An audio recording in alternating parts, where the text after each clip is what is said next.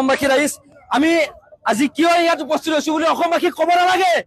আজি কিমান দুখত আমি ওলাই আহিছো, সিদিনাৰ পৰা আমি কেনেকে জীয়াই আছো, কেনেকে খাইছো, ৰাতি টোপনি কেনেকে গৈছো আমি নিজে গম নাপাওঁ। কাৰণ এটা বস্তুৱে আমি জানো, আমাৰ মাজৰ পৰা এজন মানুহ নাই, সেই মানুহজন নাই আমাৰ মাজৰ পৰা। আৰু টিকেট ছিংগাপুৰত কোনোবাই এইটো ষড়যন্ত্ৰ কৰি নিছে, কোনোবাই কেনেকে কৰিছে আমি নাজানো। কিন্তু অসম চৰকাৰক কৈছো, ভাৰত চৰকাৰক কৈছো, আমাক উচিত ন্যায় লাগিবই, লাগিব নাই, উচিত ন্যায় লাগিব নাই, গতিকে লাগিব। সেইটোৱে আমাৰ ভিতৰত নহয়, আমাক অতি সোনকালে লাগে। পাৰিলে আমাৰ আজি লাগে, পাৰিলে আমাক কালি লাগে। আমাৰ দুখ এই মচি যোৱাৰ পিছত আমাক উচিত তদন্ত নালাগে। আমাৰ এই যিকোনো জুই জ্বলি আছে আমাৰ বুকুত, এই বুকুত জুইকুৰা জ্বলি থকাৰ মাজতে আমাক উচিত তদন্ত লাগে। আৰু যদি চৰকাৰে নিজে তদন্ত কৰিব নোৱাৰে, আমাক ওলাই দিয়ক।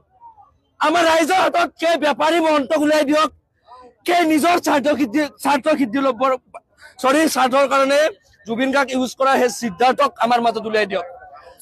আমি তদন্ত কৰিম যদি চৰকাৰে তদন্ত কৰিব নোৱাৰে। এইখিনিয়ে মোৰ অনুৰোধ থাকিল চৰকাৰ।